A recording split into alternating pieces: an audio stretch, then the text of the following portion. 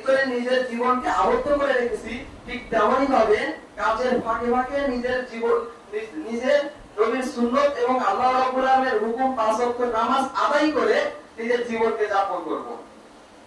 হুজুর সাল্লাল্লাহু আলাইহি ওয়াসাল্লাম হাদিসের মধ্যে বলেছেন, আখলিস দীনাকা ইয়াকফিকাল আমালুল কলিল।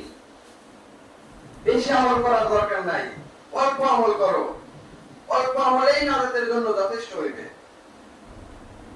এজন্য সম্মানিত হাজিরিন, আমাদেরকে আমল করার থেকে বেশি প্রয়োজন গুনাহ থেকে বাঁচা, হারাম কাজ থেকে বাঁচা, হারাম উপার্জন থেকে বাঁচা, চোখের জিনা থেকে বাঁচা, অন্তরের জিনা থেকে বাঁচা, এবং তারপরে নবীর সুন্নাত অনুযায়ী নিজের জীবনকে পরিচালনা করা।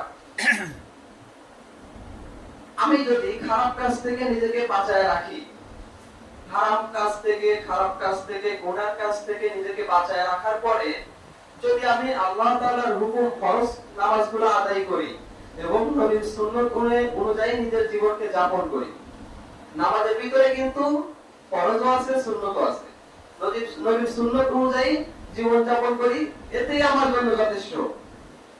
এর থেকে বেশি কোনো প্রয়োজন নাই। সারাদিন মসজিদে বসে থাকতে হবে না, কিন্তু তোমাকে সারাদিন সর্বদা গুনাহ থেকে বাঁচতে হবে। এজন্য সম্মানিত হাজিরিন, আমরা সকলেই অন্তরের থেকে আজকে নিয়ত করে যাই যে আমরা আর কখনো গুনাহ কাজে লিপ্ত হব না। গুনাহ বড়ই খারাপ জিনিস, অন্তরকে একদমই মসৃণ করে দেয়, অন্তরকে একদম সিলমোহর মেরে দেয়। অন্তর আর মসজিদের দিকে ধাবিত হয় না, অন্তর আর আল্লাহ রাব্বুল আলামিনের দিকে ধাবিত হয় না, অন্তর, মানুষের অন্তর শয়তানের দিকে ধাবিত হয়, যেন সর্বদা খারাপ কাজে লিপ্ত থাকি।